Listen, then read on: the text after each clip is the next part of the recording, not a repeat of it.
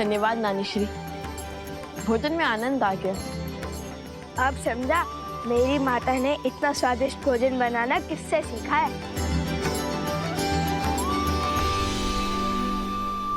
धन्यवाद केवल नानी श्री को, नाना श्री को कुछ नहीं। धन्यवाद महाराज जनक। धन्यवाद महाराज जनक।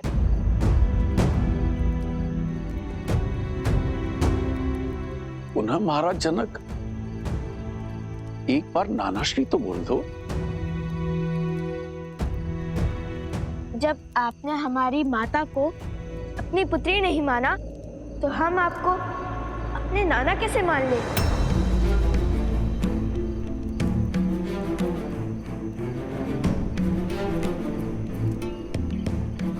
कारावास आपकी पुत्री वन वन भटकती रही, एक राजकुमारी होकर भी एक वनवासिनी का जीवन जीती रही।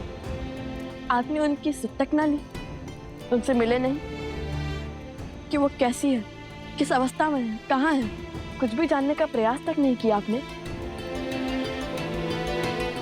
छोटी माता श्री से ज्ञात हुआ कि नानी श्री अस्वस्थ थी। यदि वो चाहती तो यूं माता को खोज निकालती, किंतु आप मिथिला नरेश होकर भी चूक गए। क्षमा कीजिए महाराज, हमारी मंशा आपका अपमान करना नहीं था, बल्कि हमारी मंशा तो हमारे मन में उत्पन्न हुए प्रश्न का उत्तर पाना था। वो संदेह जो हमारे मन में अभी अभी उत्पन्न हुआ, और न जाने प्रश्न हमारी माता के मन में कब से कचोट रहा होगा उन्हें। जिन माता पिता ने उन्हें इतना स्नेह दिया, वो उन्हें अकस्मात ऐसे भूल क्यों गए, और क्यों अयोध्या की भांति मिथिला ने भी उनसे मुख मोड़ लिया।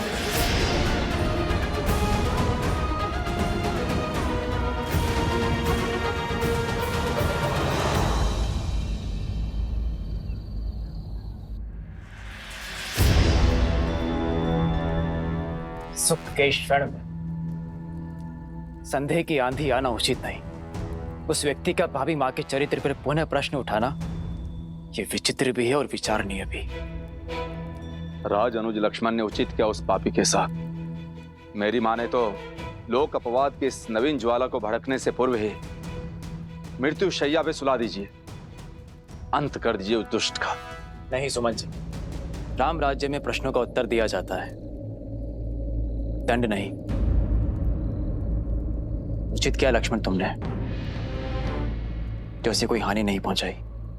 अब इस बात को यहीं दबा दो और जाने दो, हर व्यक्ति की अपनी एक सोच होती है, अपनी एक विचारधारा होती है।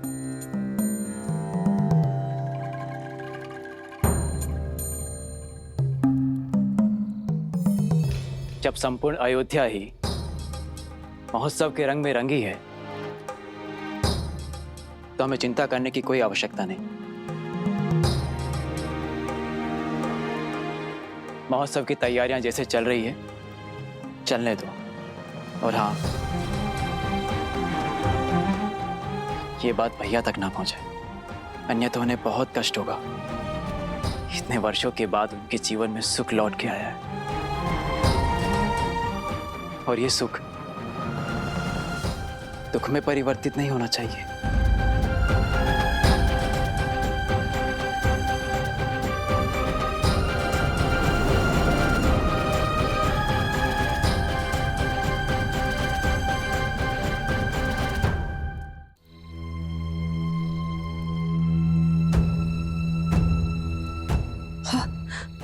अब जब सब कुछ मंगल हो रहा था, न जाने ये कौन है जो मेरी सीता पे लांछन लगाने और उसे अग्नि परीक्षा की ललकार लेकर आ गया। मुझे ही कुछ करना होगा, मुझे ही कुछ करना होगा। मैं आमरण व्रत करूंगी, जो अपने घर की सुख शांति के लिए बहुत अच्छा होगा। यही उचित होगा। दीदी, आप व्यर्थ ही चिंता कर रही। इस बार केवल अयोध्या नरेश राम ने ही नहीं, अपितु संपूर्ण अयोध्या ने सीता को मन से स्वीकारा है। सब कुछ सुलझा हुआ है। फिर आप अपने मन को क्यों उलझा रही हैं दीदी? देखिए ना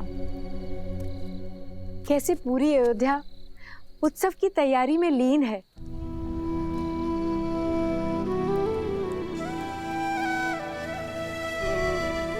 सबके मुख पे कितना हर्ष है, उल्लास है। सब कुछ शुभ है दीदी। आप व्यर्थ की चिंता त्याग दीजिए। अब जहां सहस्त्रों भले व्यक्ति होंगे, वहां एक दो बुरे भी तो होंगे ना दीदी। चलिए अब अपने आंसू पोंछ लीजिए। यदि राम ने आपका ऐसा चिंतित मुख देख लिया ना, तो व्यर्थ में दुखी हो जाएगा हमारा पुत्र। मेरा राम,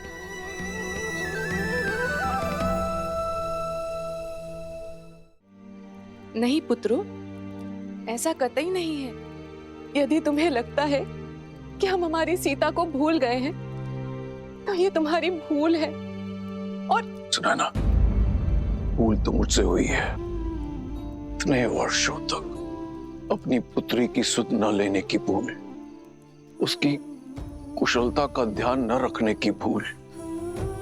यदि संतान सक्षम भी है, तब भी माता पिता को उसके साथ खड़े रहना चाहिए। किंतु मेरे पग समाज की रीत से बंधे थे। विवाह के पश्चात जनक की पुत्री राजा राम की पत्नी बन गई, अयोध्या की महारानी हो गई।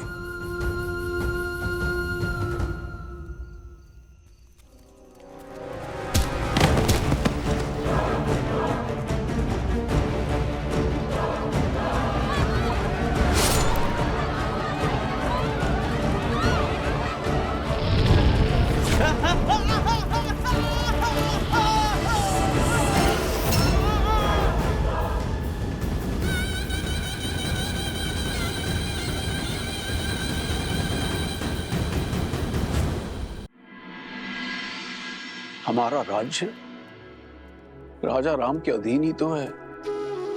राजा राम हम सब के महाराज हैं। अयोध्या का ध्वज इस आकाश पर सबसे ऊंचा लहराता है। और उस समय राजा राम ने अपने सिंहासन पर बैठकर जो निर्णय हमें सुनाया, उसका सम्मान करना, उसका पालन करना मेरा कर्तव्य था। किंतु मेरा मन उस निर्णय को मानने के लिए सच नहीं था। और तभी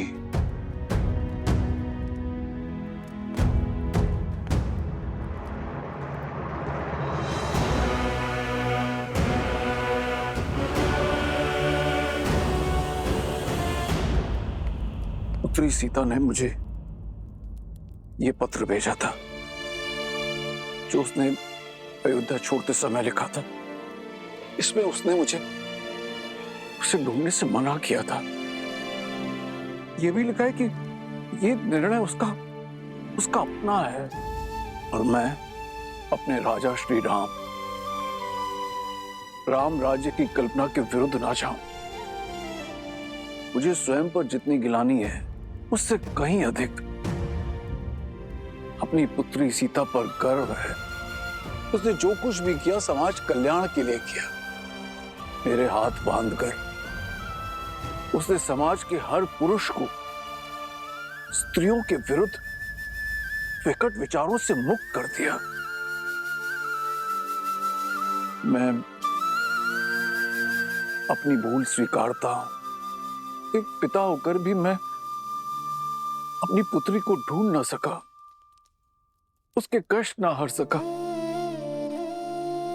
और इस कारण मैं तुम दोनों का अपराधी भी हूं। मुझे क्षमा कर दो, क्षमा कर दो मुझे।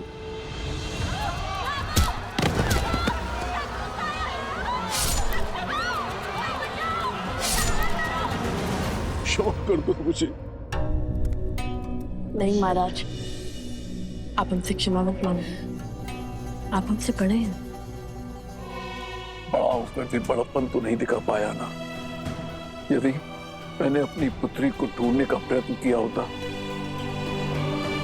तो मुझे ये तो ज्ञात होता कि मेरे 2 नाती और भी हैं।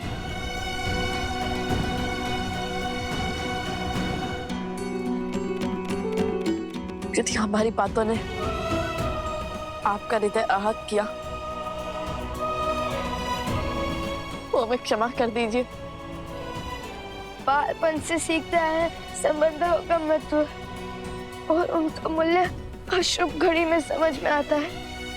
विकट परिस्थिति में यदि वो साथ दे तो वो अपने होते हैं और हमारी माता अकेली थी, बस उसीलिए दुखी थे हम।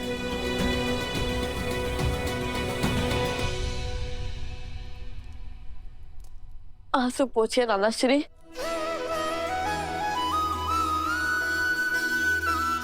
नानाश्री, एक बार पुनः कहो।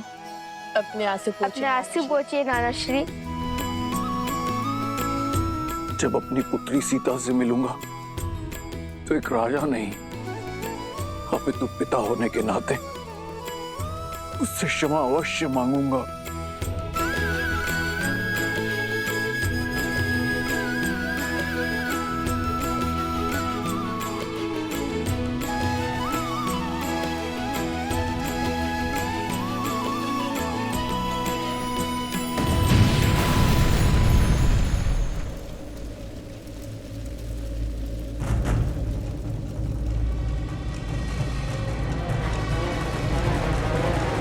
कहाँ है राम और सीता के पुत्र? अयोध्या के लव कुश कहाँ है?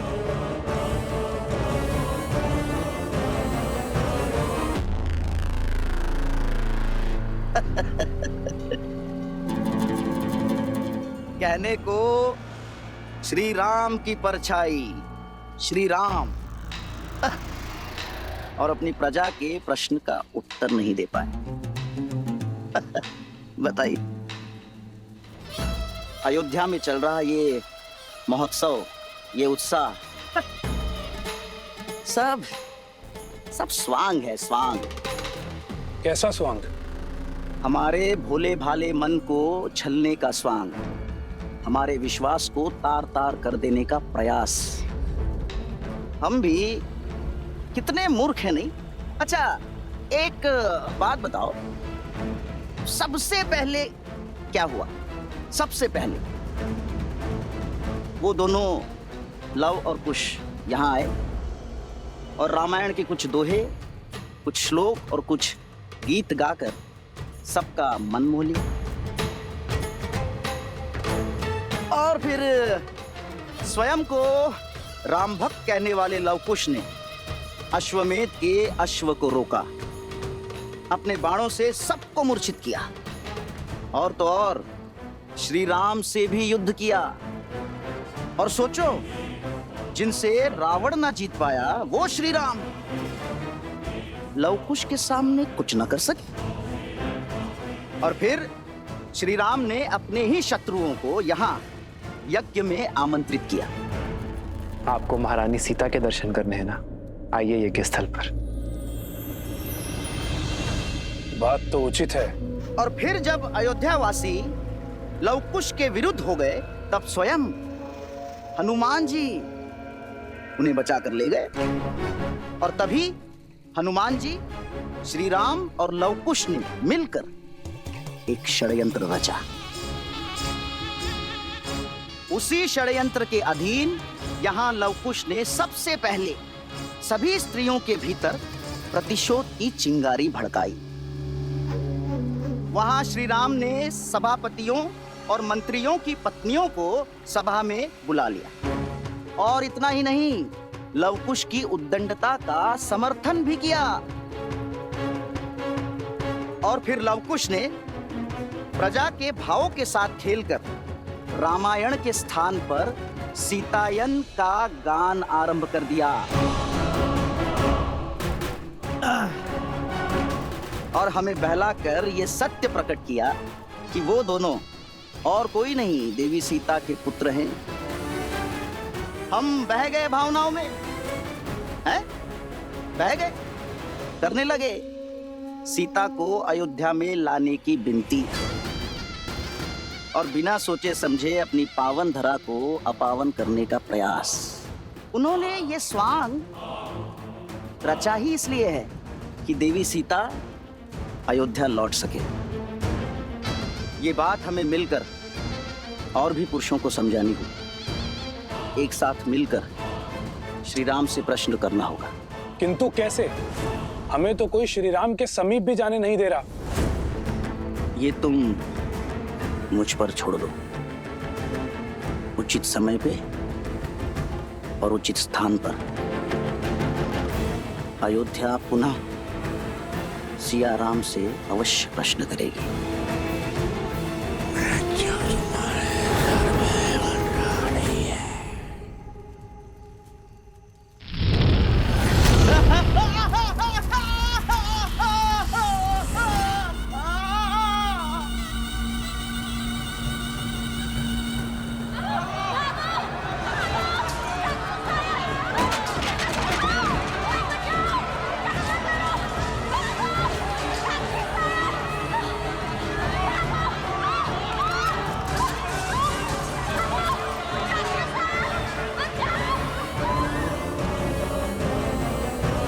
अयोध्या के लवकुश बाहर आओ। आज उनका काल आया है।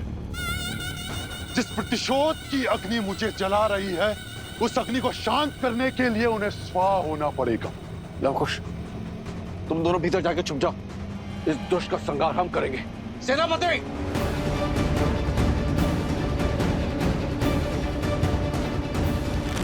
नहीं नानाश्री, रघुकुल का नियम है कि जिसे ललकार मिले वही प्रहार का उत्तर देता है, और ये हमें पुकार रहा है। तो इसका भी सामना हम ही करेंगे। नहीं, मेरी सीता तो मुझसे दूर हो गई, पर उसके अंशों को दूर नहीं होने दूंगी। नहीं।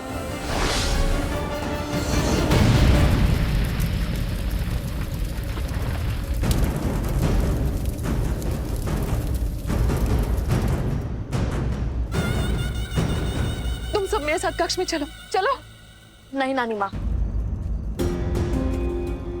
आप भूल गई हम सिया के और रघुकुल के राम के पुत्र हैं। हमें कुछ नहीं हो सकता। ये हमारा एक रघुवंशी का वचन है कि हम सुरक्षित लौटेंगे, और वो भी उस असुर का सर्वनाश करके।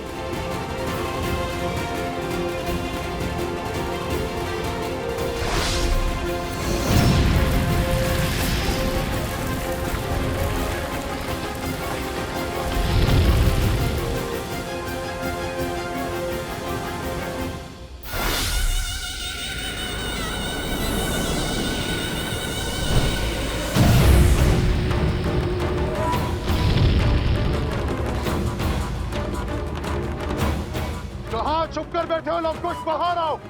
पिंगलाश तुम्हें चुनौती दे रहा है।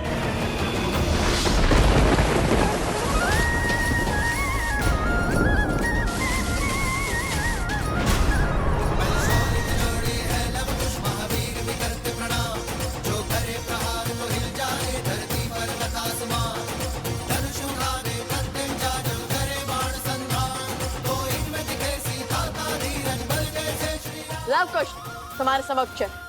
हम पर प्रहार करो। इन निर्दोषों पर क्यों वार कर रहे हो? अपने संहार के लिए सज हो जाओ। आकाश से बड़े शब्द हैं तुम्हारे। आज वर्षों से जल रही मेरी प्रतिशोध की अग्नि शांत होगी। शीघ्र ही ज्ञात होगा तुम्हें। आक्रमण!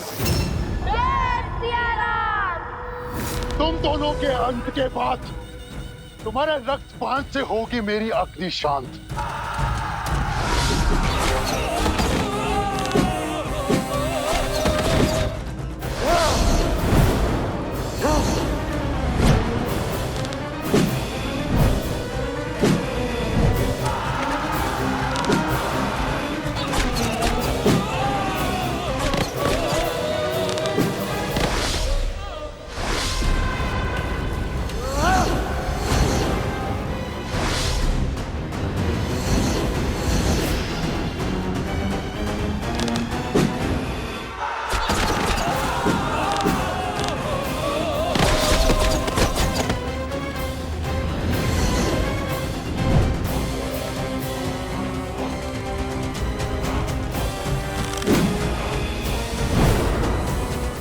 जोत की कैसी अग्नि है पिंगलाक्ष, जिसमें तुम अपने ही लोगों को बलि चढ़ाए जा रहे हो?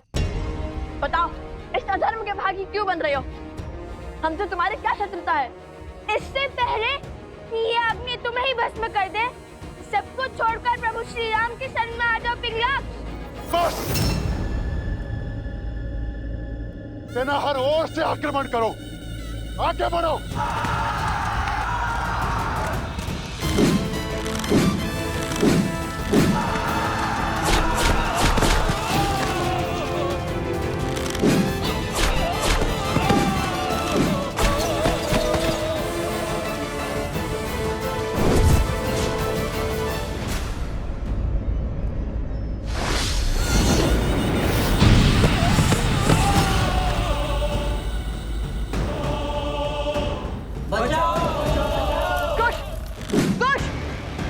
तुम जाकर उन्हें बचाओ, मैं इन असुरों का सामना करता हूँ। जाओ, जल्दी जाओ।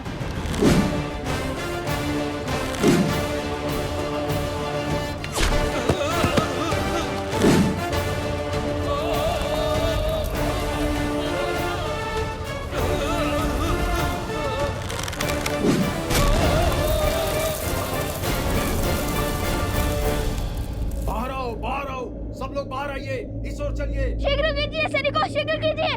जब दो हिरण को एक साथ अखेट करना कठिन होता है, तो उन्हें एक दूसरे से दूर कर अकेला करना ही उचित होता है।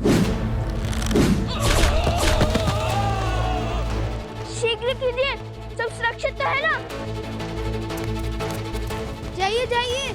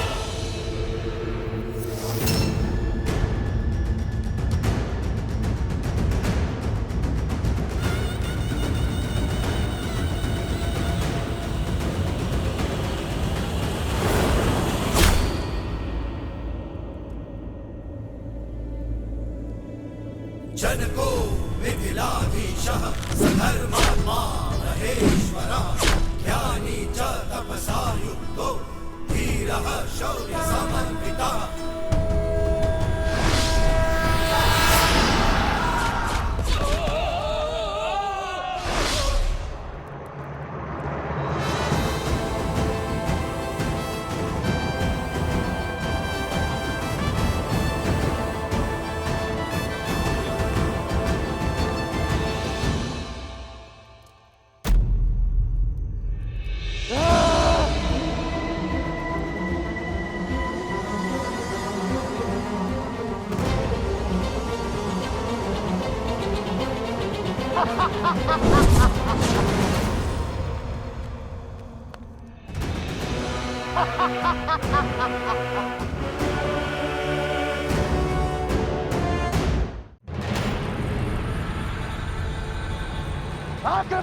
सावधान असुर।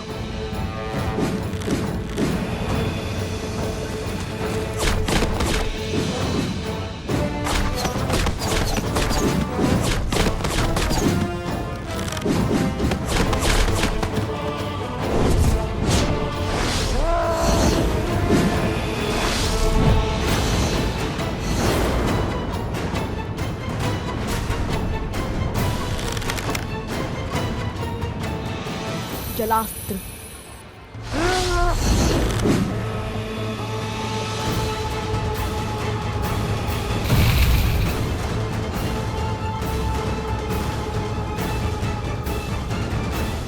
जलास्त्र। जलास्त्र।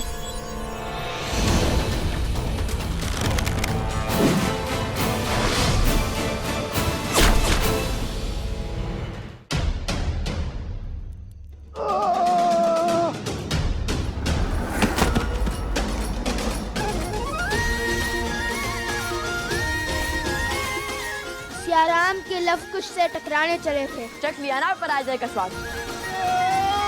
चलो भागो यहाँ से।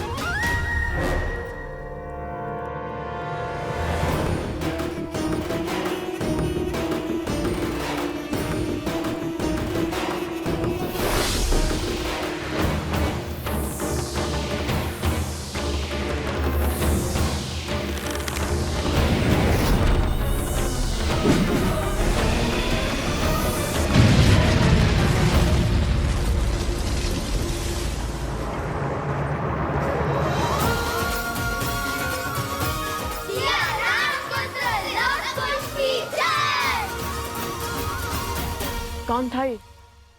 और भला हमें क्यों मारना चाहता? और वो भी तब जब माता पुनः अयोध्या लौट रही है।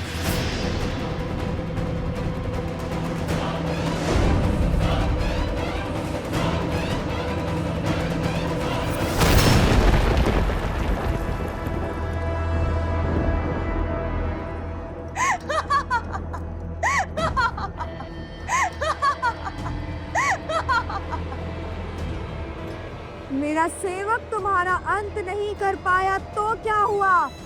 मैं शूर्पणखा करूंगी तुम्हारा अंत।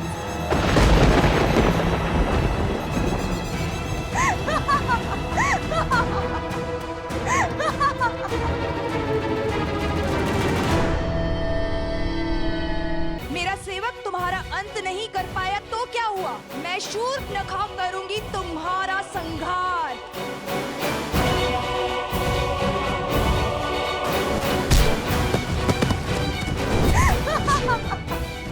लव कुश, जानती हूँ कि हर माया की काट खोजने में सक्षम हो तुम दोनों। तो तुम हो जिसने हमें पहले भी मारने का प्रयास किया था, और हमने पहले भी तुम्हारे प्रयास को विफल किया था। तुम्हारे कारण मेरे भाई के प्राण संकट में पड़े हैं।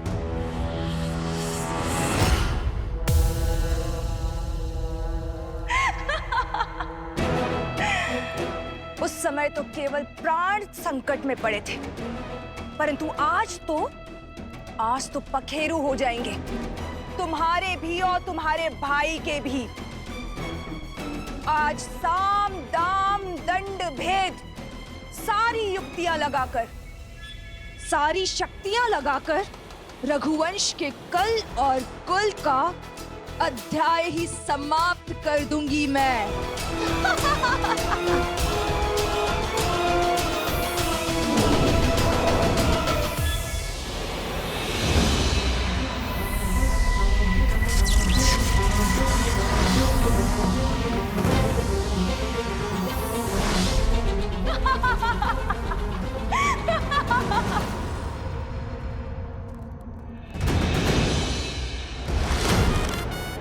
सावधान शूर्पणखा, स्त्री पर वार करना रघुकुल की मर्यादा का संघार है। रोक दो ये दुस्साहस, अन्यथा कहीं हमें भी काका श्री लक्ष्मण की भांति उनके पद चिन्हों पर न चलना पड़ जाए। उदंडी बालक,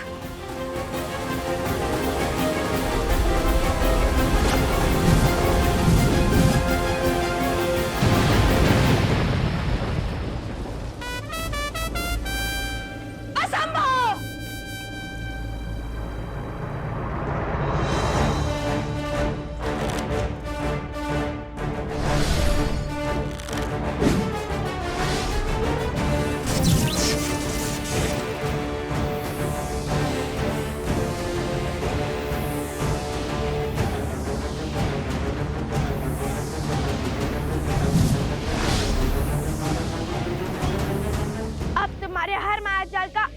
शूर्पणखा, अब तुम कोई खेल नहीं खेल सकती, कोई स्वाद नहीं रच सकती।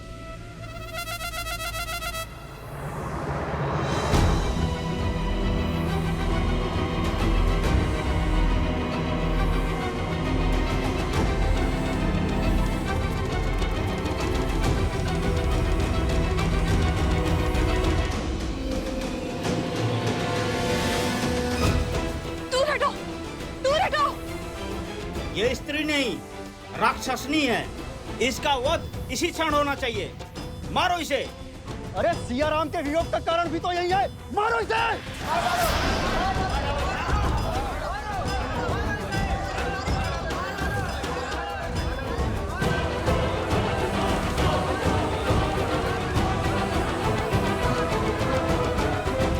मारो इसे। नहीं। माना कि एक राक्षसी है, किंतु है तो एक स्त्री ही ना, एक माता ही ना। धरती पर प्राण देने वाली स्त्री का मन कोमल होता है, उसका मन सबसे विशाल होता है, जो स्वयं असहनीय पीड़ा सहकर अपने संतान को जीवन दान देती है। और स्त्री का वध वेदों में, शास्त्रों में जघन्य अपराध माना गया है। आप ज्ञान के केंद्र मिथिला की प्रजा हैं और धर्म की रक्षक मैथिली के प्रिय हैं। आप इस पाप के भागी मत बनिए और मेरी मानिए, इसे जाने दीजिए। महाराज जनक की पावन धरा पर एक स्त्री का रक्त बहाना शुभ नहीं होगा। लवकुश का कथन उचित है। प्रकृति कुकर्म का दंड स्वयं देती है और इसे भी इसके कुकर्म का दंड अवश्य मिलेगा। जाने दो इसे।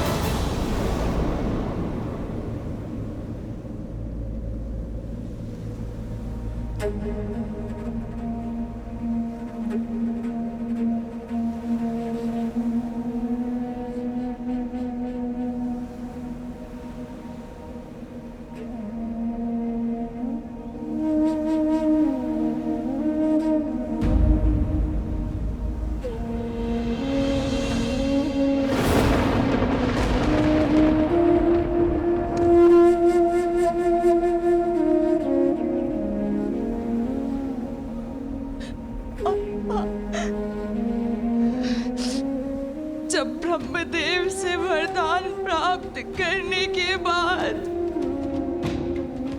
इस भूमि पर आपने अपने पांव रखे थे और आपने अपना दिग्विजय आरंभ किया था।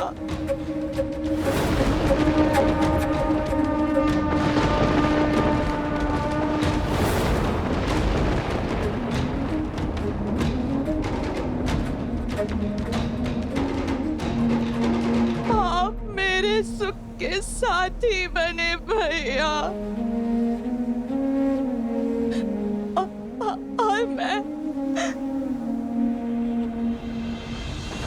आपके काल का कारण बन गई भैया, कारण बन गई। मेरी एक इच्छा की वजह से सब कुछ तबाह हो गया। मैंने अथक प्रयास किए, परंतु मैं जीत नहीं पाई। सत्य कहा था सीता ने कि राम और सीता को पृथक करना असंभव है, और जिसने भी चेष्टा की वो काल का ग्रास बन गया भैया।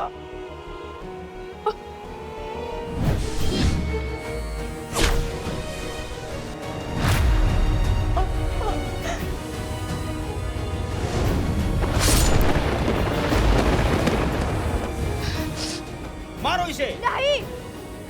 माना कि एक राक्षसी है, किंतु है तो एक स्त्री ही ना, और मेरी मानिए, इसे जाने दीजिए। और आज उन्हीं राम और सीता के पुत्रों ने मुझे बचाया, जिस राम और सीता को पृथक करने के प्रयास में इस समस्त चक्र का आरंभ हुआ। सत्य कहा था सीता ने कि संसार को दोष देते देते मैं स्वयं के भीतर झांकना तुम भूल ही गई। तुम्हारे हर शब्द की प्रतिध्वनि अभी भी मेरे कानों में गूंज रही है सीता। खेद है मुझे। मेरा परिवार, मेरे कुल का सर्वनाश का कारण मैं बन गई। अब मुझे शीघ्र जाना होगा अपने कुल, अपने भैया दशानंद के पास, ताकि मैं उनसे क्षमा मांग सकूं।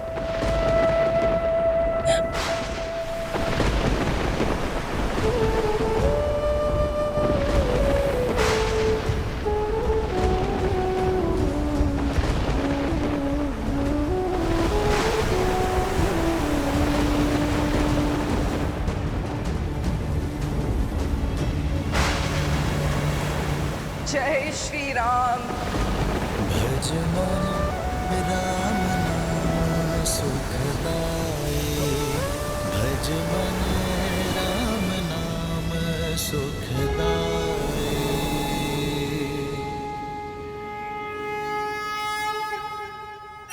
जय श्री राम, जय श्री राम, जय श्री राम, जय श्री राम, जय श्री राम, जय श्री राम, जय श्री राम, जय श्री राम, जय श्री राम, श्री राम, श्री राम, श्री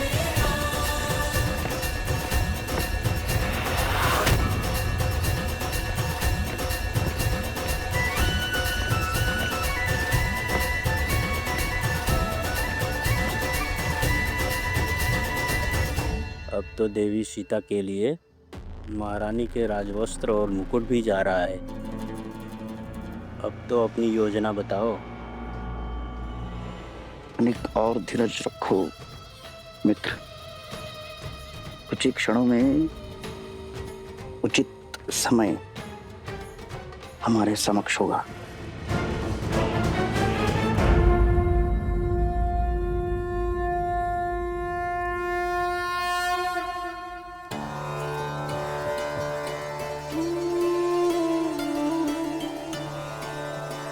सीता,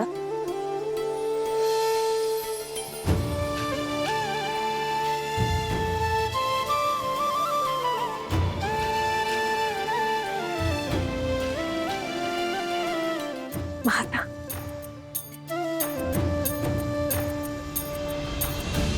सौभाग्यवती भाव।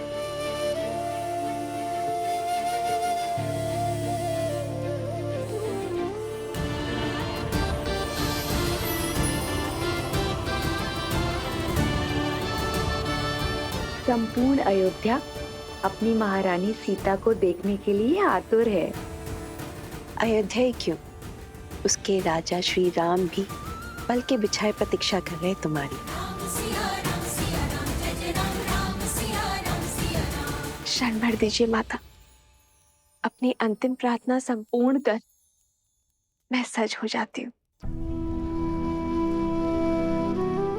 माता, क्या हुआ? आपकी आंखों में आंसू क्यों? अरे कुछ नहीं, बस अपने सौभाग्य के आभास हुआ है। सच सीता, ये सौभाग्य है हमारा, राम का, अयोध्या का, कि तुम हमें मिली। प्रजा के लिए महारानी माता समान होती है। अब पुनः अयोध्या को अनाथ करके मत जाना सीता।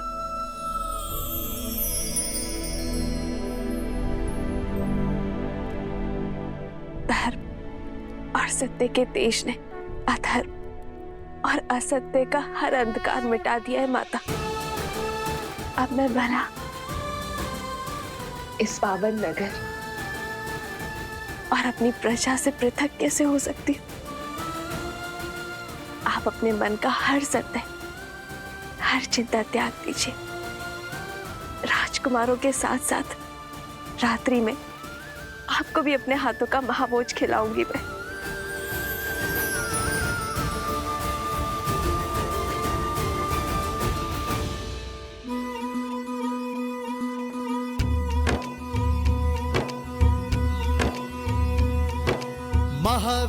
सरयू के किनारे पावन बड़ा है एक नगर, जहाँ सूर्य वंश की महिमा से है रची बसी हर राह डगर।